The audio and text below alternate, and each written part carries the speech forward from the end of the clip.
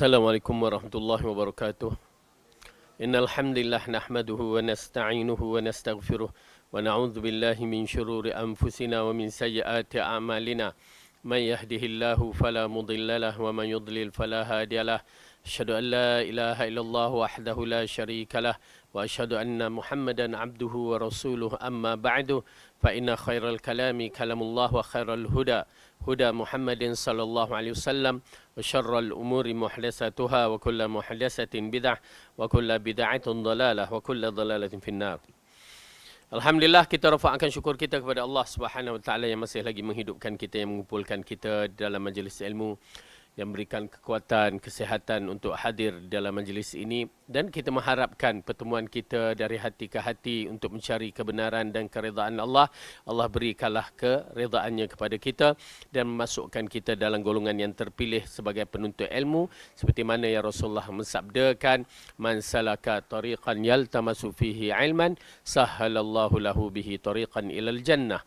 Barang siapa yang berusaha dalam menuntut ilmu, Allah permudahkan baginya jalan ke syurga.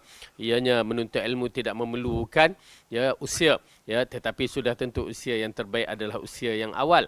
Namun kita nak mencari keredaan Allah, carilah di mana waktu muda ke, waktu tua ke, waktu senang ke, susah ke, kaya ke, miskin, kita cari, Allah akan bagi kemudahan terlalu banyak, terutamanya jalan-jalan ke syurga. Baik, insya-Allah. Mudah-mudahan Allah berikan kita semua. Amin ya rabbal alamin.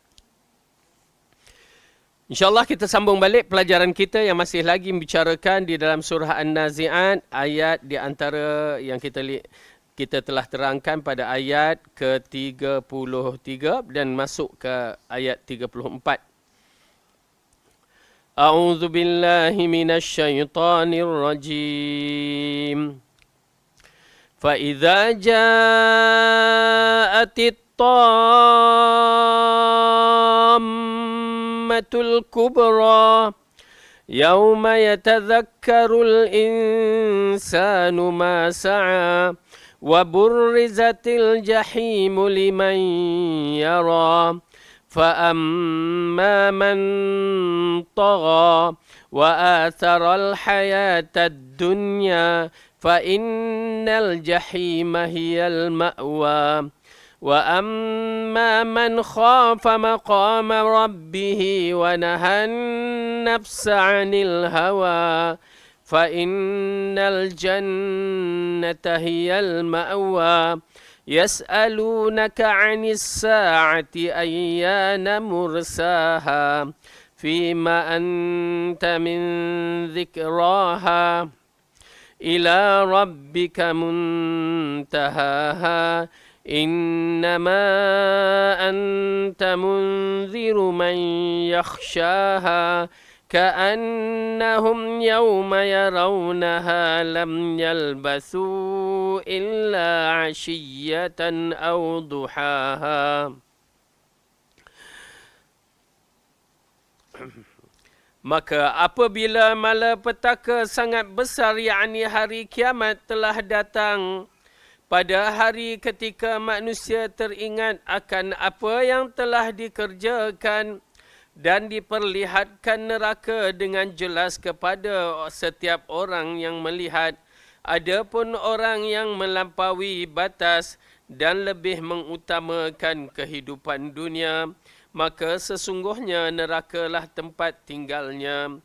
Dan adapun orang yang takut kepada kebesaran Tuhannya dan menahan diri dari keinginan hawa nafsunya, maka sesungguhnya syurgalah tempat tinggalnya. Orang kafir bertanya kepadamu, wahai Muhammad, tentang hari berbangkit, bilakah akan terjadi? Siapakah kamu sehingga dapat menyebutkan waktunya? Kepada Tuhanmu lah dikembalikan kesudahannya. Kamu hanyalah pemberi peringatan bagi siapa yang takut kepadanya. Pada hari mereka melihat hari berbangkit itu, mereka merasakan seakan-akan tidak tinggal di dunia melainkan sebentar sahaja, yakni di waktu petang atau di pagi hari. Baik. Ayat ini menceritakan menerangkan tentang peristiwa yang besar yang disebutkan Tammatul Kubra, atau di antara nama-nama yang diberikan berkaitan dengan nama kiamat. Tammatul Kubra. Ia merupakan satu hari yang tidak ada siapa pun boleh melepaskannya. Kerana ia adalah hari terakhir di muka bumi yang memisahkan kehidupan muka bumi ini dengan kehidupan akhirat. Jadi perjalanan ini agak menakutkan. Ya, perjalanan ini bukan agak menakutkan, memang menakutkan. Kenapa? Kerana berakhirlah usia bumi ini. Berakhirlah usia dunia kita yang ada, yang kita lihat ni. Berakhirlah usia dunia dan alam semesta yang Allah jadikan 6 masa tu, 6 peringkat tu. Ya, habis, hancur, berkecai. Okey. Jadi ini di antara satu perkara yang Allah ingatkan kepada kita. Tetapi agak menarik ayat ini apabila Allah menceritakan, ya, apa dia? Maka apabila malapetaka yang sangat besar hari kiamat telah datang, pada hari ketika manusia teringat akan apa yang telah dikerjakan.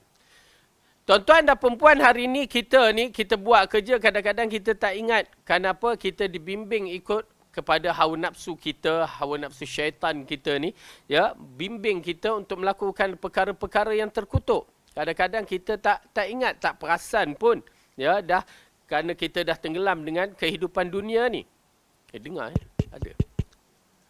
Macam tak kuat rasa. Ya. Dengar. Rasa macam tak dengar. Dah habis dekat dah. Dah nak masuk hidung lah.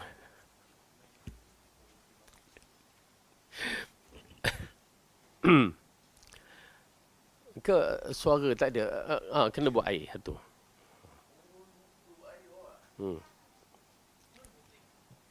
Baik. Ini dia pakai bateri ke elektrik?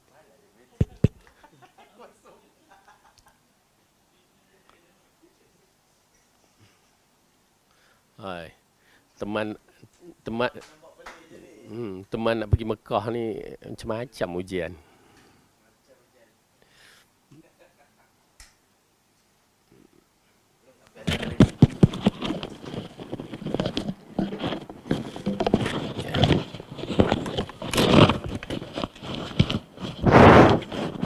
Baik. Apa?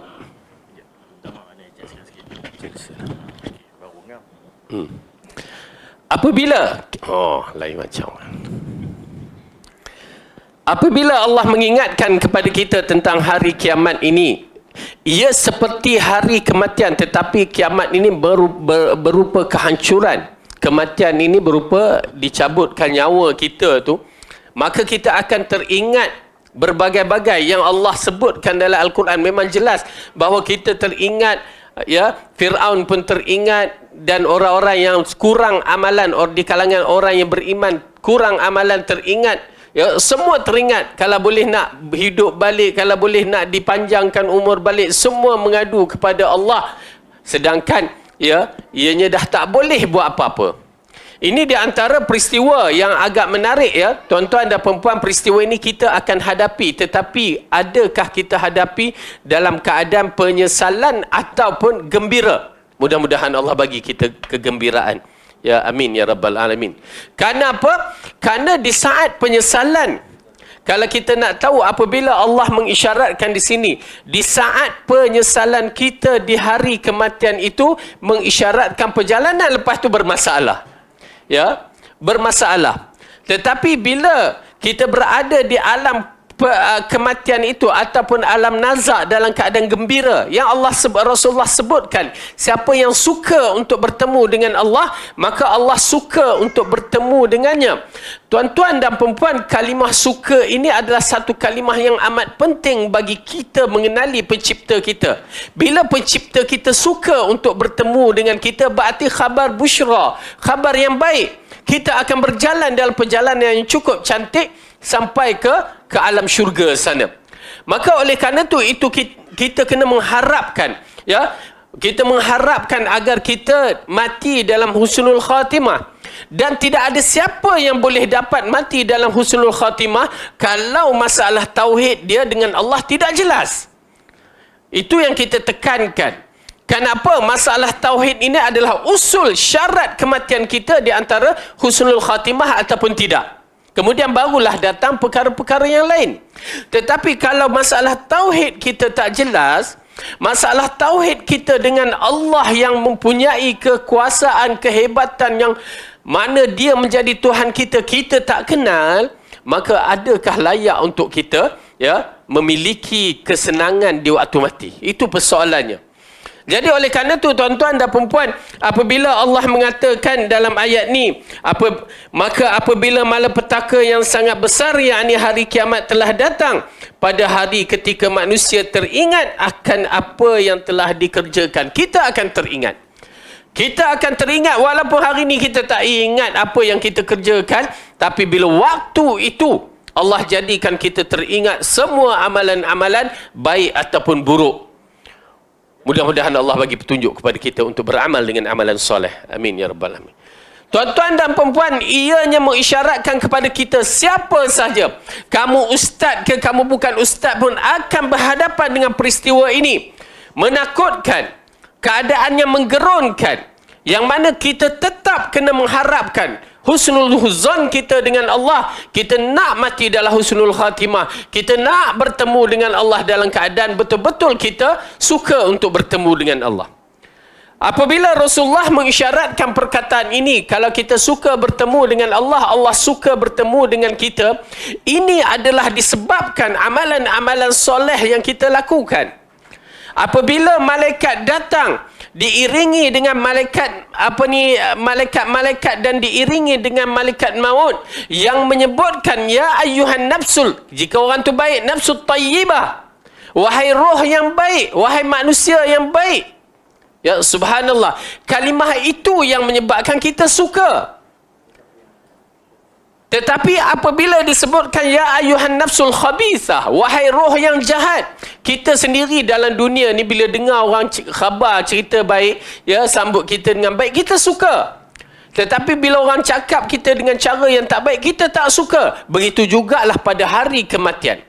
Tetapi bila hari kematian itu malaikat maut yang mengatakan, sebelum tu malaikat-malaikat yang datang dengan bentuk-bentuk yang telah ditetapkan bagi orang yang beriman. Ya, waktu tu kita tak tergambar lagi. Tetapi bila malaikat maut mengatakan ya ayyuhan nafsut tayyibah, maka di situ kita rasa gembira. Kita termasuk orang yang telah membuat perjalanan di muka bumi ini dengan cara yang betul yang diredai oleh Allah. Oleh kerana itu kita gembira untuk bertemu dengan pencipta kita.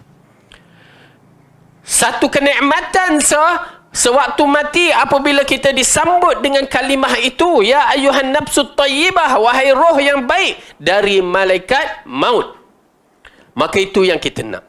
Oleh kerana itu tuan-tuan dan perempuan, tekankan masalah akidah tauhid ini dengan cara yang betul. Beriman cara yang Rasulullah ajar. Kalau tidak, kita tidak akan kenal pencipta kita. Awal-awal lagi masalahnya, di waktu kita nak mati itu kita berhadapan dengan masalah yang besar. Ya, bila result keputusan SPM keluar, tiba-tiba bahasa Malaysia dapat 8, 9. Agak-agaknya macam mana kedudukan sijil tu. Begitu juga bila kita mati, kita tidak disambut dengan perkataan yang baik, berarti perjalanan kita seterusnya akan berhadapan dengan masalah. Ya, maksudnya masalah di sana, waktu itu yang datang penyesalan. Waktu itulah kita nak kembali ke dunia, tapi tak guna dah. Begini juga dalam bab hari akhirat, hari kiamat, yang mana pada ketika itu manusia teringat akan apa yang telah dikerjakan, tetapi Allah katakan wa anna lahu dzikra, seperti mana dalam firman-Nya, pada hari ketika manusia teringat apa yang telah dikerjakan, yakni hari manusia teringat dengan amalannya yang baik dan yang buruk, sebagaimana firman Allah, yauma idzin yatadzakkarul insanu wa anna lahu dzikra, dan pada hari itu teringatlah manusia atas segala amalannya, akan tetapi tidak berguna lagi peringatan itu baginya. Tuan-tuan dan perempuan, Allah katakan tak ada guna dah. Ya, Orang kata orang Melayu kita ni dengan patah nasi dah jadi bubur. Tak boleh nak jadi nasi balik. Jadi oleh kerana tu, Allah dah berikan peringatan kita pada hari ini.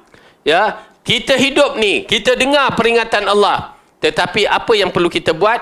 Ya, berubahlah. Kalau ada kesilapan-kesilapan yang lalu tu, berubahlah. Banyakkan istighfar, banyak minta pengampunan dengan Allah. Perjalanan kita makin lama makin singkat. Dah tak ada masa dah. Perjalanan kita perlu kita jaga elok-elok. Siri amalan-amalan kita selepas ini perlu dijaga elok-elok, kerana di kalangan kita tidak tahu siapa yang akan mendahului perjalanan ini. Baik. Kemudian Allah mengatakan, wa burrizatil jahimu liman yara, dan diperlihatkan neraka dengan jelas kepada setiap orang yang melihatnya, yakni dinampakkan di hadapan manusia sehingga mereka melihatnya dengan nyata. Ya, ayat ini mengisyaratkan neraka ini diperlihatkan, dibawa, ditunjukkan.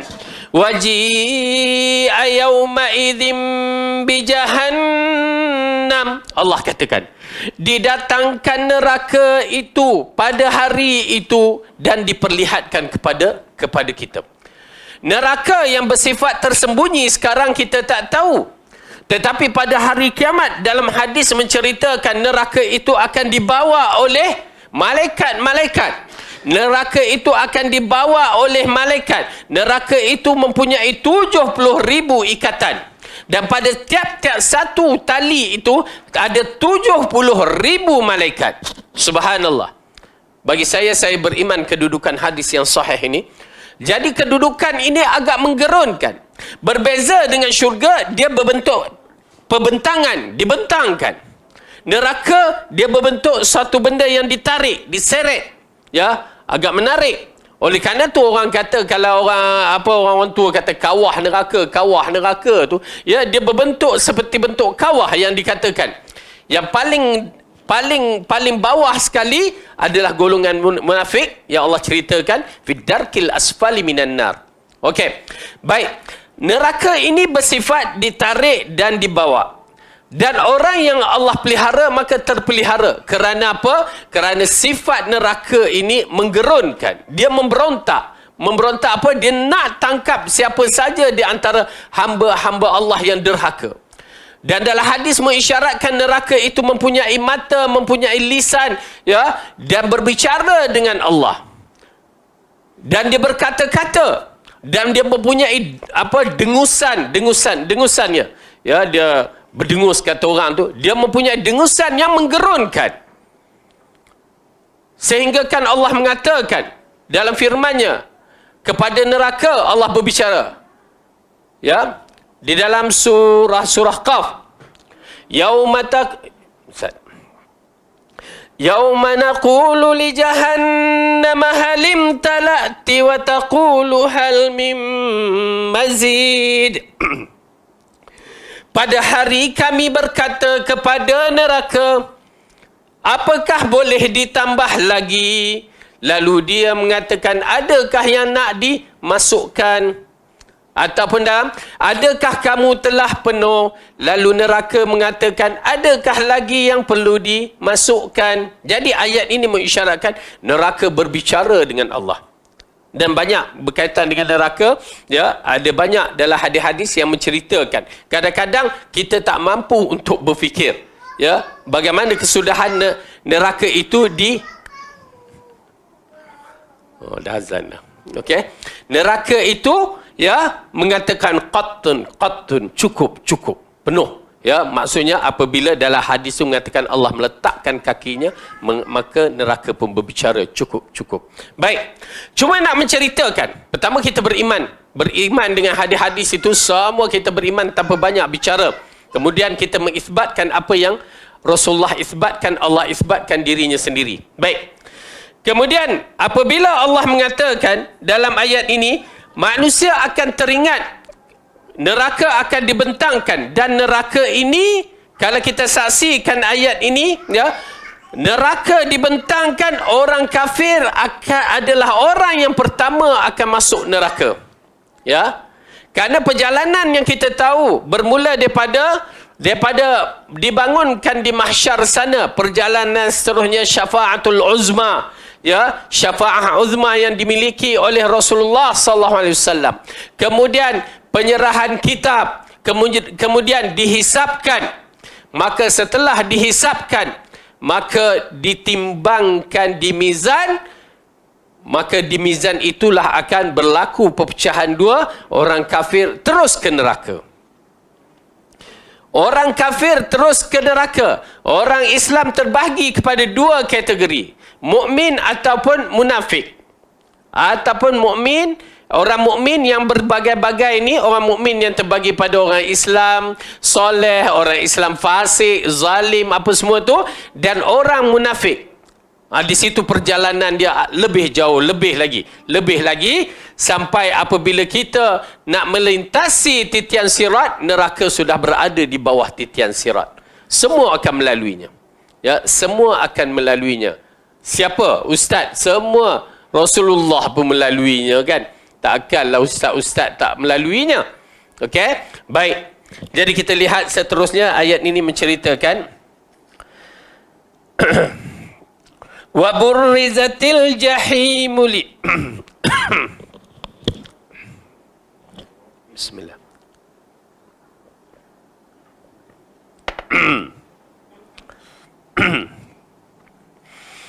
Wa burrizatil jahimu liman yara, dan diperlihatkan neraka dengan jelas kepada setiap orang yang melihatnya, yakni ditimpakan di hadapan manusia sehingga mereka melihat dengan nyata.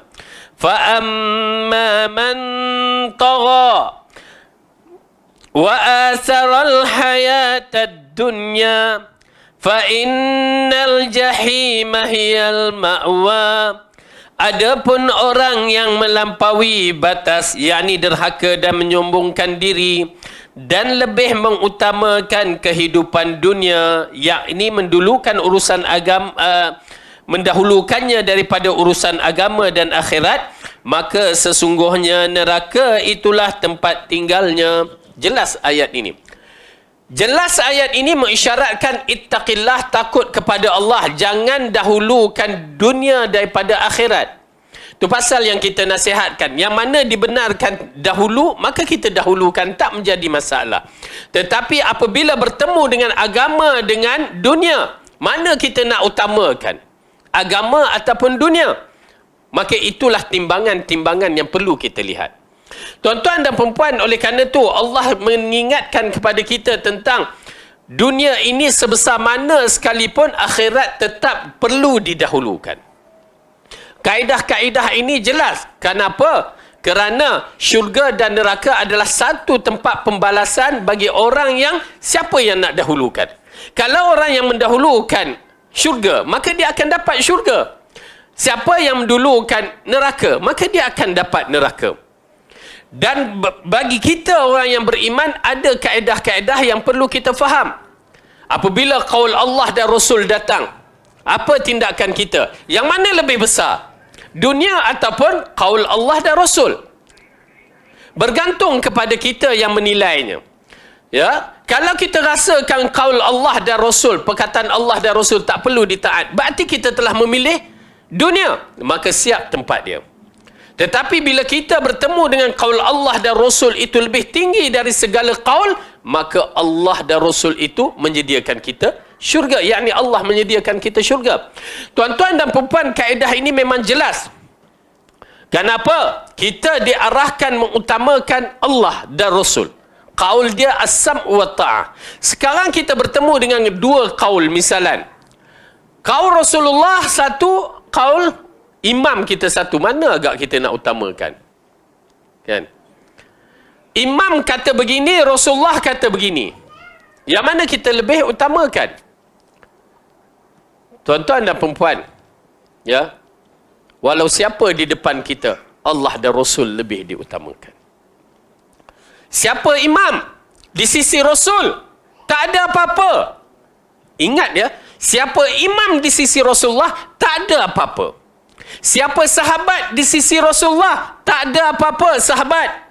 Oleh kerana tu, ya, apabila berlaku satu peristiwa yang dikatakan di antara Ibnu Abbas, orang bertanya, ya, bertanya tentang haji tamattu' ke haji qiran ke, yang mana lebih afdal. Lalu Ibnu Abbas mengatakan, aku mendengar Rasulullah mengatakan haji tamattu'. Lalu mereka mengatakan, ya Ibnu Abbas, sesungguhnya Umar dan Abu Bakar mengatakan bukan haji tamattu', haji qiran ke haji ifrad. Terkejut, ya, terkejut Ibnu Abbas. Terkejut Ibnu Abbas. Lalu dia mengatakan, yushiku, ya, ditakuti, aku takut kepada kamu, aku peringatkan kepada kamu semua. Aku takut Allah turunkan api dari langit. Batu-batu yang berapi dari langit yang akan menyeksakan kamu. Apabila aku mengatakan Rasulullah berkata, lalu kamu mengatakan Abu Bakar dan Umar pun berkata. Siapa Abu Bakar dan Umar? Nampak tak? Bila bertemu dengan Rasulullah, Abu Bakar dan Umar tak ada apa-apa. Kerana Rasul. Apatah lagi kaul imam. Apatah lagi kaul ustaz. Ya, tuan-tuan dan perempuan, ini cara kita beriman dengan Rasulullah, mempertahankan Rasulullah. Ibnu Umar dalam isu yang sama juga, apabila mereka bertanya, lalu Ibnu Umar mengatakan Rasulullah berkata begini. Lalu mereka mengatakan Saidina Umar kata begini, Umar kata begini. Lalu Ibnu Umar mengatakan, man abi? Bukan dia derhaka kepada bapa dia. Siapa bapa aku? Ya, siapa bapa aku jika nak dibandingkan dengan Rasulullah? Siapa? Tuan-tuan dan perempuan, inilah agama. Apabila kita masyarakat di zaman ini tidak mengenali Rasulullah dengan sebenar-benarnya, mengenali Rasulullah hanya pada kata aku cinta Rasulullah, ya Habibi, ya Maulana, apa semua, ya, sekadar itu, tetapi tidak memahami lelaki agung ini dengan ittiba', mengikut, maka akhirnya agama kita, ya, agama jadi pak turut kepada orang-orang yang tertentu. Tuan-tuan dan perempuan, ini pendirian kita. Ini pendirian kita terhadap qaul Allah dan qaul Rasul yang perlu diagungkan. Ini disebabkan penyelewengan dalam mentafsir Al-Quran dan hadis dari orang-orang yang tidak bertanggungjawab, sehingga kan, ya, pasal kita ni belajar dulu di sana ada satu kelompok manusia waktu tu bermazhab Hanafi. Belajar tu hadis tu bermazhab Hanafi, ya, kelompok ni bila bertemu dengan hadis yang sahih, bertemu dengan qaul imam, siapa nak dibesarkan? Ya, mereka lebih membesarkan qaul imam mereka daripada qaul Rasulullah sallallahu alaihi wasallam. Ui, berbahaya. Ya, berbahaya. Ya, na'udzubillah. Bagi saya, ya, kita sanggup mengorbankan nyawa kita demi menjaga Rasulullah sallallahu alaihi wasallam dalam bentuk, ya, beriman kepada risalah dan mempertahankannya. Baik. Oleh kerana itu, dalam bab ini, tuan-tuan dan perempuan akan menyaksikan banyak perkara yang mana lebih besar agama ataupun akal fikiran kita. Bila kumandang waktu solat, apa yang kita lakukan, yang mana lebih besar, utama agama ataupun akal fikiran kita. Itu pasal Allah memuji di dalam surah Al-Hajj bagaimana kedudukan peniaga-peniaga yang tidak dilalaikan dengan perniagaannya. Bila datang seruan Allah, ya, lalu dia menyambut seruan Allah. Pergi solat berjemaah. Ini dia kedudukan. Ya, tuan-tuan dan perempuan, kita perlu, itu yang kita katakan, yang mana Rasulullah benarkan, maka kita benarkan. Apabila waktu nak makan datang, ya, tiba-tiba waktu azan pun datang, maka di sana ada kelonggaran, maka kita ikut arahan kelonggaran itu, tak menjadi masalah. Tetapi kalau tidak ada kelonggaran yang begitu, Allah dan Rasul lah perlu diutamakan. Baik. Jadi di sini apabila Allah mengatakan fa amma man tagha, dan bagi mereka ada pun orang yang melampaui batas, yakni derhaka dan menyombong diri, wa atharal hayatad dunya, dan lebih mengutamakan kehidupan dunia, yakni mendahulukan daripada urusan agama, fa innal jahimah hiyal ma'wa, maka sesungguhnya nerakalah tempat tinggalnya. Okay? Ini di antara perkara yang menakutkan kita. Tuan-tuan dan perempuan kena berhati-hati, kerana kita banyak mengikut dunia. Kadang-kadang kita kalangan manusia ni tak nak pakai tudung. Sebab apa? Rasa tak cantik lah, gitu gini. Dunia. Sedangkan Allah mengarahkan menutup aurat. Ya, Ini perbezaan yang perlu kita tahu. Ya, hawa nafsu kita adalah dunia yang perlu kita tinggalkan. Okey. Kemudian Allah mengatakan, wa amma man khafa maqama rabbih wa nahan nafsa 'anil hawa. Dan ada pun orang yang takut kepada kebesaran Tuhannya dan menahan diri dari keinginan hawa nafsunya, yakni takut kepada suatu saat di mana dia akan berdiri di hadapan Allah. Tuan-tuan dan puan-puan, wa amma man khafa maqama rabbih. Ayat ini dikatakan siapa yang takut. Oleh kerana itu perasaan kita bila membicarakan kalimah Rabb itu dah ada satu set dalam jiwa kita, dah kenal.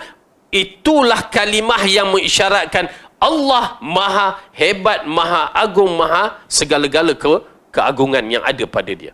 Kalau tak, kita tak letakkan kalimah Rabb itu ada sifat itu pasal kita baca pun tak terasa. Tak terasa manisnya.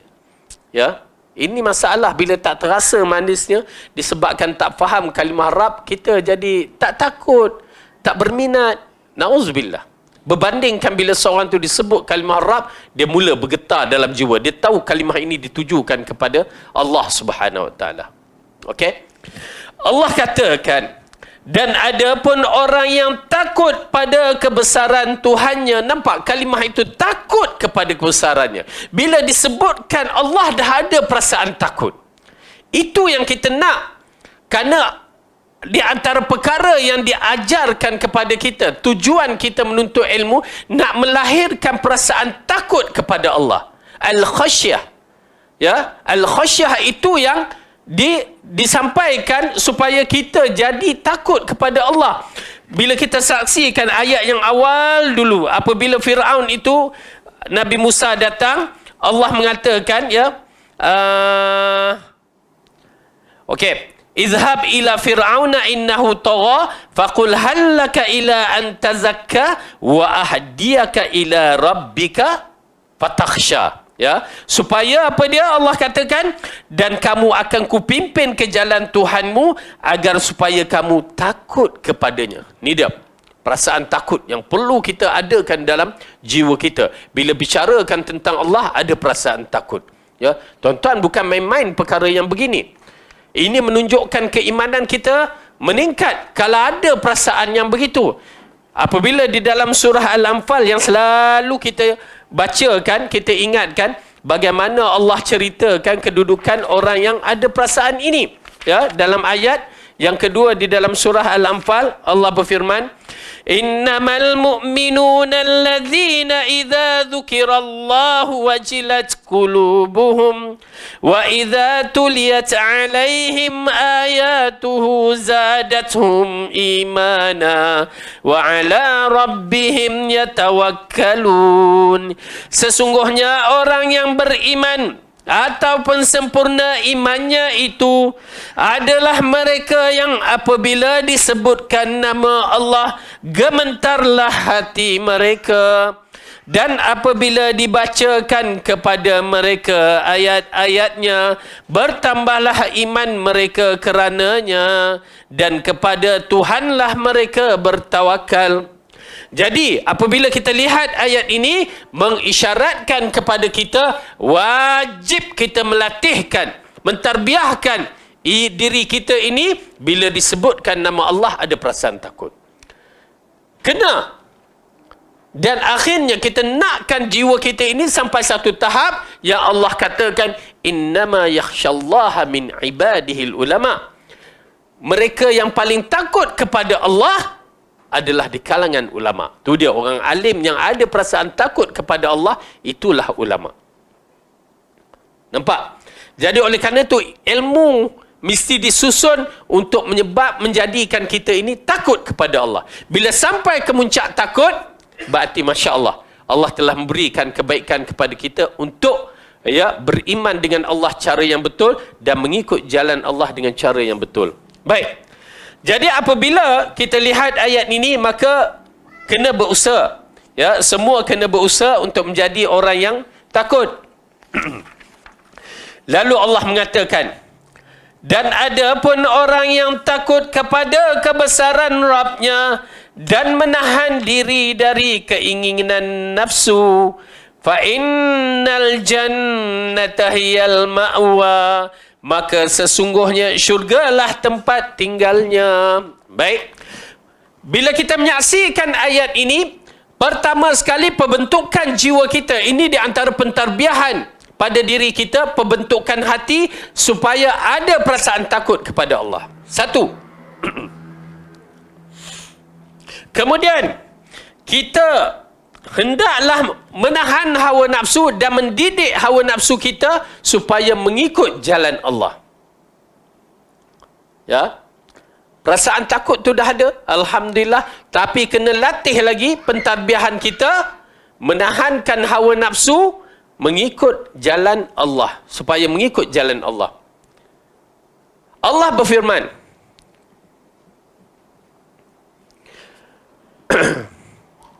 apabila kita baca dalam surah Asy-Syams, apa dia? Ayat dia, wasyamsi wadduhaha wal qamari idza talaha wan nahari idza jallaha wal laili idza yaghshaha was samai wama banaha wal ardi wama tahaha wa nafsi wama sawwaha fa alhamaha fujuraha wa taqwaha. Okey, fa alhamaha fujuraha wa taqwaha. Kami ilhamkan kepada mereka jalan kejahatan dan jalan ketakwaan. Dua-dua jalan ada. Qad aflaha man zakkaha. Beruntunglah bagi mereka yang menyucikannya. Maksud menyucikan adalah membersihkan diri, menjaga diri dia daripada terjebak perkara yang tak baik. Wa qad khaba man dassaha. Maka rugilah orang yang merosakkan dirinya. Jadi ini di antara peringatan kepada kita. Allah peringatkan bahawa akan berlaku pertembungan di antara dua jalan. Jalan syurga ataupun jalan neraka, bergantung kepada kita yang memilihnya. Tuan-tuan dan perempuan, handphone, gadget ni, baik ke tidak? Baik. Bergantung kepada orang yang menggunanya. Guna baik dapat baik, guna buruk dapat buruk. Semuanya akan dipersoalkan di depan Allah. Mulut kita baik ke tidak? Semua akan kata baik, tapi bergantung kepada apa yang kita bicara. Baik-baik, tak baik, kita akan dihisap di depan Allah. Okey? Maka ayat ini mengisyaratkan siapa yang takut, jadikanlah diri kita ni takut kepada Allah. Latih. Tuan-tuan dan perempuan, saya nasihatkan latih. Berlatih. Berlatih. Teruskan latihan. Bila bicarakan kalimah Allah, ada perasaan takut. Bila bicarakan tentang kalimah Rabb, ada perasaan kegerunan terhadap Tuhan kita. Kalau tidak, kita tidak akan merasa kemanisan mengenal pencipta kita. Baik. Lalu Allah mengatakan fa innal jannata hiyal ma'wa, maka sesungguhnya syurgalah tempat tinggalnya bagi orang yang takut kepada Allah. Kemudian Allah berfirman, yas'alunaka 'anis sa'ati ayyana mursaha fima anta min dzikraha ila rabbika muntahaha. Orang-orang kafir bertanya kepadamu Muhammad tentang hari berbangkit. Kapankah terjadi hari tersebut? Siapakah kamu sehingga dapat menyebut waktunya? Kepada Rabb mulah yang dikembalikan kesudahan dan ketentuan waktunya. Okey. Ini di antara perkara yang amat menarik yang perlu kita tahu. Apa dia? Tidak ada siapa yang akan mengetahui bila kiamat berlaku. Putus. Kenapa? Allah kata kamu Muhammad pun tak tahu. Ya. Tiba-tiba muncul mat ni, dia kata okey, kiamat dijangka. Main jangka tu dah dia nak confirmkan dia tu lah. Begini, tarikh begini. Dia bagi tahun pun kadang-kadang ya. Macam Syari Muhammad dahulu. Al-Arkam, kenal? Global Ikhwan tu, ya, sebelum tu Al-Arkam, Rufaqa. Dia pernah istiharkan, kalau tak salah saya tahun 1998 kiamat berlaku. Kalau tak salah. Ya, siap geng-geng dia, kan? Sampai 2018, 2022 tak kiamat berlaku kan. Dia pun dah mati. Okey. Ini di antara perkara-perkara yang tidak sihat. Ya, yang berlaku pada masyarakat kita bila berkaitan dengan kiamat ni. Ya. Kita dengar sehari dua ni orang kata, oh Imam Mahdi. Si Fulan tu memang bersifat Imam Mahdi yang telah muncul. Tapi saya tertarik dengan statement Syekh bin Baz rahimahullah. Dia katakan, kalau Imam Mahdi muncul, maka wajib kita berbai'ah. Kenapa tak bagi bai'ah? Kan? Salah tu. Bila dia dah kata itu Imam Mahdi, kena pergi bai'ah. Taat setia kepada dia. Kenapa dia tak bagi bai'ah? Sekadar syok pada Facebook aja. Mana boleh? Kerana Rasulullah SAW katakan apa? Kalau muncul Imam Mahdi, kamu pergi walaupun merangkak dalam salji untuk bersama dengan dia. Nampak? Tapi kita syok pasal apa? Pasal orang dah kata aku konspirasi, aku pun buatlah isu-isu ni. Tuan-tuan dan perempuan, bila saya baca statement Imam Syekh bin Baz, ya rahimahullah, saya terfikir dalam bab ini. Bila kamu dah kata Imam Mahdi itu, maka wajib kamu taat bai'ah dengan dia. Macam kami tak istiharkan. Kami tak mengaku itu Imam Mahdi. Maka tak boleh kamu nak cerca kami. Tetapi bagi mereka yang telah mengaku, kamu berada di Malaysia, baik pergi sekarang. Kat mana Syekh? Jordan ke mana ke? Ya? Ke Myanmar ke mana? Ini di antara perkara yang berbahaya. Ya, orang-orang yang mempunyai pemikiran-pemikiran yang begini, dia sendiri sebenarnya was-was, tapi nak sedapkan cerita tu, ya, dengan berbagai-bagai. Ini di antara perkara yang berbahaya di akhir zaman. Banyak sangat yang nak dikaitkan dengan keturunan Nabi. Akhirnya yang keturunan yang mengaku diri keturunan Nabi, tengok-tengok scammer.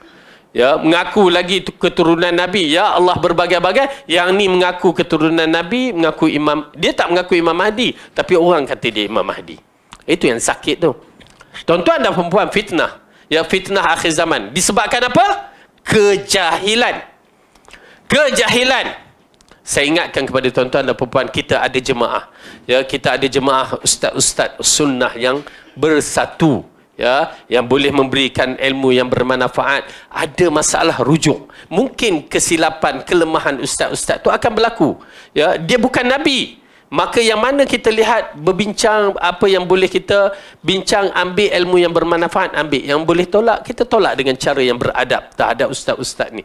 Ya, jangan taksub. Kita tidak diajar untuk berlaku taksub kepada ustaz-ustaz. Mereka manusia, salah. Yang betul kita terima dengan baik. Yang salah kita tegur dengan baik juga. Tetapi apabila kita pisahkan diri kita, kita mula ijtihad dengan akal fikiran. Tuan-tuan dan perempuan, ya, bila kita berijtihad di saat zaman fitnah ini dengan tidak ada ilmu, maka kehancuran akan berlaku. Walaupun pada peringkat awal kita mengaku diri kita sunnah. Ingat tu, berbahaya. Mu'tazilah muncul daripada seorang lelaki, asalnya bersama dengan siapa nama? Imam Hasan Al-Basri. Asalnya bersama dengan Hasan Al-Basri, tetapi dia berlaku apabila dia berijtihad ikut akal fikiran, dan Hasan Al-Basri mengatakan i'tazil minni. I'tazil, itulah muncul kalimah Mu'tazilah. Tu dia, berbahaya. Jangan tinggalkan sahabat-sahabat ustaz-ustaz yang, ialah di akhir zaman ni banyak, bukanlah semua ustaz yang clear, tetapi kita alhamdulillah macam Baitus Salam, Baitus Sunnah, Yayasan Ta'lim, di antara ya kelompok-kelompok yang cuba nak membawa Quran dan Sunnah, ambil ilmu-ilmu daripada ustaz-ustaz yang siqah, ya. Namun jangan taksub. Satu nasihat, jangan taksub. Baik, kerana apabila kiamat ini dibicarakan, kita boleh terima orang yang membicarakan tanda-tanda kiamat, disebabkan hadis-hadis menceritakan tanda-tanda kiamat, tanda-tanda besar, tanda-tanda kecil yang berlaku. Ya, kita boleh. Kenapa? Kerana ianya jelas. Seperti mana yang disabdakan oleh Rasulullah sallallahu alaihi wasallam. Tetapi nak meletakkan tarikh kiamat yang betul-betul kehancuran, tidak ada siapa yang boleh membicaranya. Ya. Tidak ada siapa boleh membicarakannya. Maka kena berhati-hati. Allah mengatakan ini. Orang kafir bertanya kepadamu, wahai Muhammad, tentang hari berbangkit. Bila terjadinya, okey? Allah ceritakan, lalu Allah katakan, siapa kamu sehingga dapat menyebutkan waktunya? Kamu tidak mampu untuk menceritakan Muhammad tentang waktunya. Kepada Rabb, kalimah Rabb digunakan. Tuan-tuan dan perempuan, bila saya membaca kalimah Rabb, minda saya terus dahsyat. Allah yang maha mengetahui, sifat maha mengetahui perkara yang gaib adalah milik Allah. Pasal bila dibicarakan mengetahui yang gaib itu milik Allah di kalangan manusia, ya, di kalangan orang-orang yang bertaraf tok guru lah konon, ya, dia mengambil sifat rububiyah ini, dia mengatakan saya tahu, saya mempunyai ilmu kasyaf. Ingat ya, kalimah itu adalah kalimah kufur yang keluar daripada tok guru. Kerana itu adalah sifat rububiyah.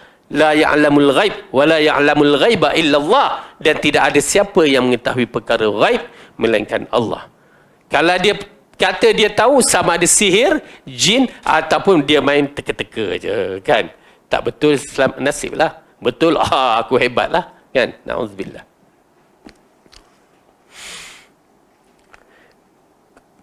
Kepada Rabbmu lah dikembalikan kesudahannya, ya. Apabila Allah berfirman dalam ayat, Ibnu Katsir mengatakan, yakni pengetahuan tentang terjadinya hari kiamat bukan di tanganmu, wahai Muhammad, dan bukan pula di tangan salah satu makhluknya. Siapa pun tak tahu. Hatta malaikat Jibril pun tidak tahu. Malaikat langsung tak tahu. Ya, mereka hanya mengikut arahan Allah. Hatta siapa dia? Ya Rasulullah katakan, peniup sangkakala, malaikat Israfil sentiasa menunggu arahan dia. Ya, sentiasa menunggu arahan, pasal dia tak tahu. Dia hanya menunggu arahan. Allah kata, tiup sangkakala, maka dia tiup sangkakala. Jadi malaikat Israfil pun tak tahu. Tiba-tiba muncul orang kita ni pula yang tahu. Ya, na'udzubillah, jahat tu. Ya, jahat sangat-sangat. Baik. Hal itu adalah hak Allah dan perkara hanya dikembalikan kepada Allah. Dialah yang mengetahui secara pasti kapan akan terjadinya kiamat. Apabila Allah mengatakan, taqulat fis samawati wal ardi la ta'tikum illa baghtah yas'alunaka ka'annaka hafiyyun anha qul innama ilmuha indallah. Kiamat itu amat berat huru-haranya bagi makhluk yang di langit dan di bumi. Kiamat itu tidak akan datang kepadamu melainkan dengan tiba-tiba. Mereka bertanya kepadamu seakan-akan kamu benar-benar mengetahuinya. Katakanlah, sesungguhnya pengetahuan tentang hari kiamat itu adalah di sisi Allah. Okey? Jadi tuan-tuan dan perempuan, kalau kita dengar lepas ni di YouTube kau orang kata kiamat berlaku tarikh begini, ya, salam, tak payah bagi salam kat dia, tutup je lah YouTube tu, habis cerita. Ya, kerana jelas Allah kata tak ada siapa yang tahu. Tak ada siapa yang tahu. Tiba-tiba muncul orang kata dia tahu. Okey, tarikh dia kira. Okey, kiamat berlaku pada tahun begini. Dah, tak payah dengar. Ya, jangan kita pula excited. Oh, menarik ni. Tak payah menarik. Ya, dia menarik kita ke neraka je. Ya, baik. Dan di sini Allah berfirman, ila rabbika muntaha, kepada Tuhanmu lah kamu akan dikembalikan atau kesudahan ketentuan waktunya. Oleh kerana itu ketika Jibril bertanya kepada Rasulullah tentang hari kiamat, baginda bersabda, yang ditanya tidaklah lebih tahu dari yang bertanya. Jadi bila ditanya Jibril dalam hadis yang kita belajar, hadis 40 tu, yang hadis yang kedua, ditanya tentang kiamat. Lalu apa dia? Rasulullah mengatakan orang yang bertanya itu lebih tahu tentang kiamat itu bagaimana ataupun waktunya secara kasar. Lalu Jibril kata, ceritakan aku tanda-tanda kiamat. Okey, tanda-tanda kiamat kita boleh ceritakan. Kemudian Allah mengatakan, innama anta munziru man yakhshaha, kamu hanyalah pemberi peringatan bagi siapa yang takut kepadanya. Tuan-tuan dan perempuan, ya, apabila Allah mengatakan kamu hanya memberi peringatan pada siapa yang takut kepada hari kiamat ataupun hari akhirat. Gementarkan diri kita. Biasakan kita bila mendengar hari kiamat ada perasaan takut. Biasakan. Jangan kita tak biasa. Biasakan bila kita tengok, ya, kita tengok ular, takut tak? Takut. Kan entah tak takut? Dahsyat entah. Ya. Tengok ular ada perasaan takut secara automatik. Kita nak bila dibicarakan tentang kiamat terus terdetik. Biasakan bila dengar bab kiamat, biasakan dengar bab neraka, ada respon dari jiwa kita tu, hati kita tu ada perasaan. Bila ada perasaan tu, dia lain. Kemanisan iman itu yang kita nak. Keyakinan. Kalau sebut iman orang tak nampak sangat. Keyakinan, kepercayaan yang bersungguh-sungguh tu nak kena ada dalam jiwa kita. Kita tengok, ya, kita tengok duit, kita nak ambil. Okey. Dah tahu dah, minda kita tu nak ambil. Kita tengok makanan sedap, meleleh helio. Dengar durian, kencing manis pun dah tak hirau dah. Dia jadi macam tu. Okey. Dan bila kita bicarakan syurga, jiwa kita melonjak. Para sahabat bila dikatakan syurga melonjak dia. Bila dikatakan neraka mengecut dia, takut. Itu yang kita nak hidupkan dalam jiwa kita.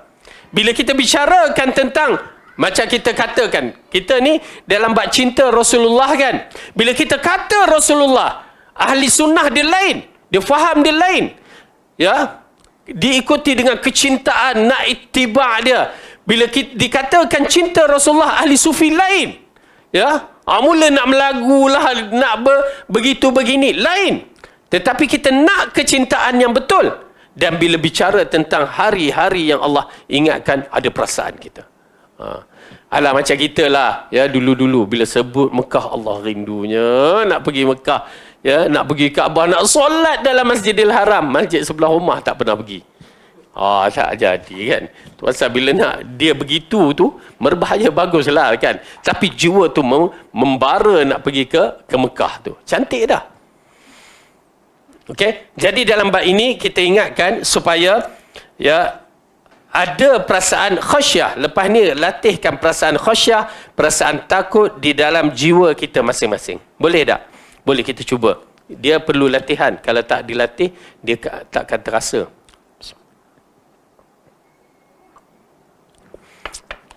Dia yang boleh kita cuba ni, dia kadang-kadang berlaku maksiat depan mata.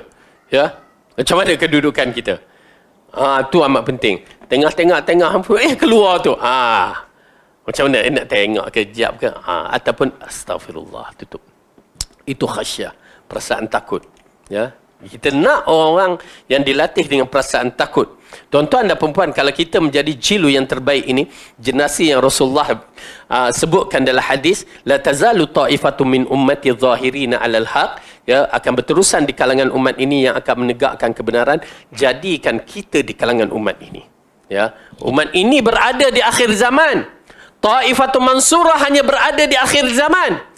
Ya, bermula daripada dahulu dan bila-bila masa terutamanya di akhir zaman. Apabila Rasulullah mengatakan fitnah itu dahsyat, sunnah dipegang seperti pegang bara api, berarti kita orang-orang itu.